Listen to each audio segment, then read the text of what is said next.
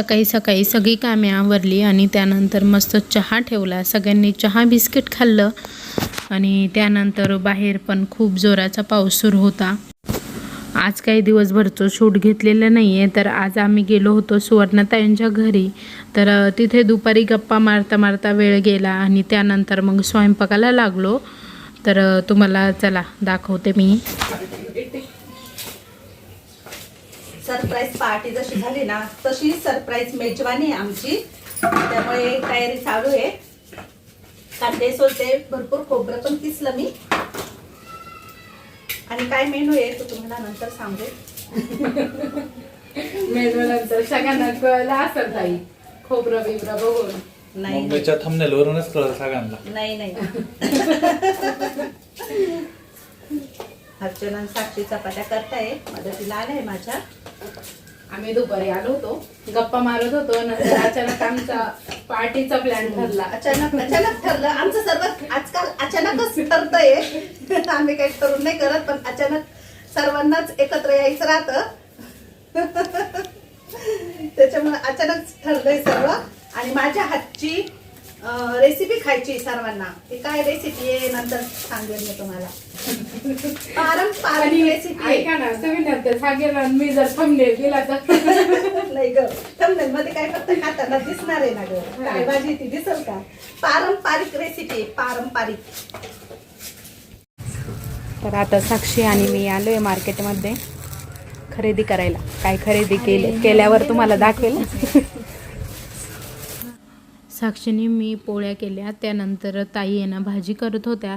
तर आम्हाला मार्केटमध्ये मला थोडं काम होतं, त्यामुळे मग मी साक्षीला घेऊन गेले. आणि त्यानंतर ताईंनी ना इकडे साराचा मसाला दळून वगैरे ठेवला होता आणि सगळी तयारी झालेली होती. मासवड्या पण छान अशा झालेल्या होत्या.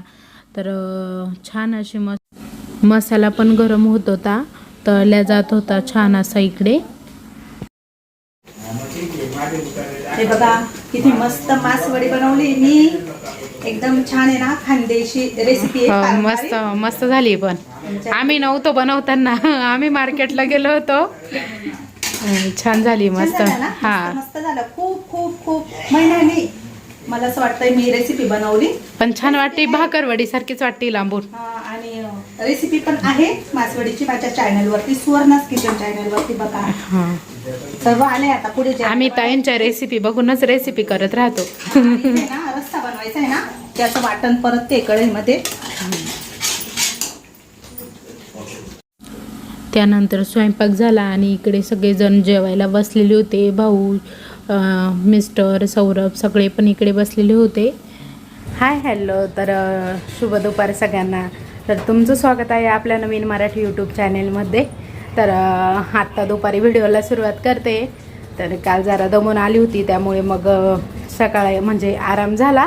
आणि त्यानंतर आता दळण वगैरे केलं आणि दळायचंच होतं. गिरण वगैरे बाहेर आणली. तर आईंचा कॉल आला की शेळके गल्ली ते म्हणजे अरुणाताईंच्या घरी आहे असं. तिकडे स्लॅबचं काम चालू आहे, तर सगळे तिकडेच गेलेले. तर पाऊस पण सुरू झाला, तर मी इकडे कपडे वाळत टाकून दिले. सगळे पण मध्ये कपडे वाळत टाकून दिले. आणि आता मी चालले आणि तापाची बॉटल घेऊन चालले, कारण की ना शिवला हलका हलका ताप आलेला आहे. तर मग आई बोलल्या की त्याला थोडं औषध देऊ आणि नाही संध्याकाळपर्यंत राहिला तर त्याला हॉस्पिटलला घेऊन जाऊ. तर म्हटलं चला आता मग निघते. बाहेर पण पाऊस चालू झालेला होता आणि मी चाललेली होते आता ताईंच्या घरी. तर तिकडे गेल्यानंतर त्यांचं एक मशीन आलेलं होतं, पाईप वगैरे पण पसरवलेले होते इकडनं. तर आता हे मोठं पण मशीन आलं आणि त्यानंतर मग कामाला लगेच सुरुवात झाली. तर त्यांचा स्लॅब आहे ना टाकणं अवघडच होतं, कारण की त्यांचा आहे ना घराच्या बॅक साईडला स्लॅब टाकायचा होता आणि तिकडे ना वाळूची गाडी, कोणतीच गाडी जाऊ शकत नाही. त्यामुळे मग स्लॅबचं मशीन पण जात नव्हतं. तर त्यांनी असं काही डोकं लावलं, तर खूप छान मस्त स्लॅब झाला इकडे. आणि आता स्लॅबला सुरुवात झालेली होती. इकडे सगळेजण आलेले होते. नंतर स्लॅबला सुरुवात झाल्यानंतर आम्ही गच्चीवर गेलो आणि गच्चीवरून मग मी शूट घेतलं. तर छान दिसत होतं आणि तुम्हाला दिसत असेल की मागे येण्यासाठी अजिबात जागा नव्हती. तर इकडे सौरभ, साक्षी, भाऊ सगळे पण उभे होते. सई पण आलेली होती.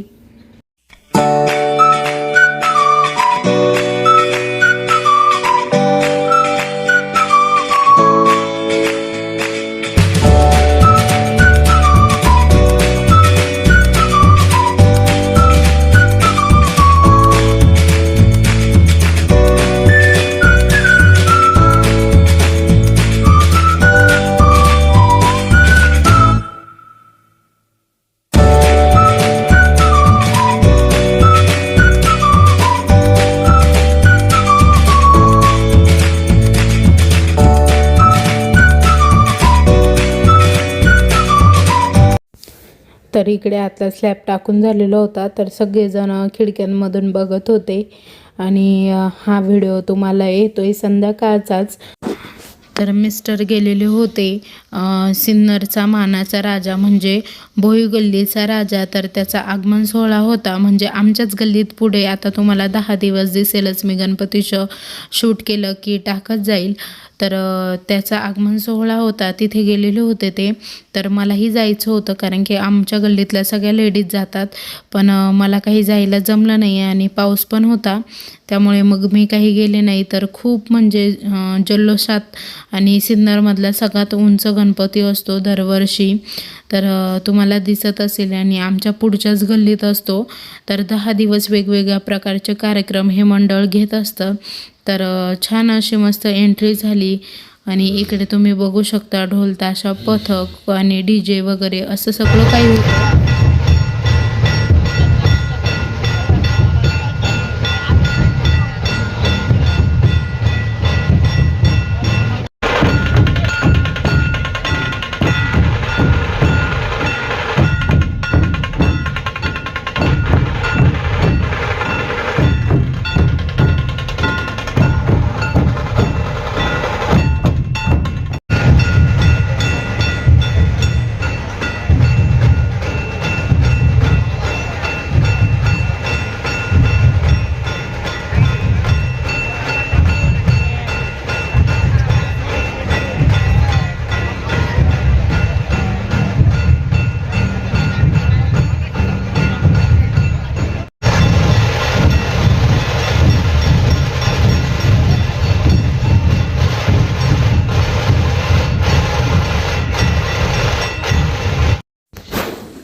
तर खूप छान मूर्त आहे ह्या वर्षीची, पण तशी प्रत्येक वर्षीची मूर्त खूप छान असते आणि काहीतरी वेगळं डेकोरेशन असतं.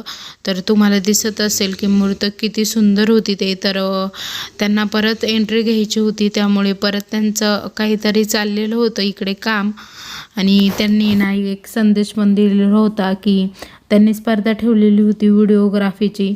तर फोटो वगैरे घेताना बाप्पांना हात जोडायचं विसरू नका, असं बरंचसं काही लिहिलेलं होतं. भुरभुर तर चालूच होती पावसाची आणि इकडे भरपूर अशी गर्दी पण झालेली होती, तर तुम्हाला दिसत असेल. आणि रामगर्जना हे पथक पण ढोल ताशांचं पथक पण इकडे बोलवलेलं होतं आणि इकडे वरून पण सगळे लोक बघत होते. तर एंट्री ना दरवर्षीच खूप छान असते, तर दरवर्षी एंट्री ही बघण्यासारखीच असते गणपतीची.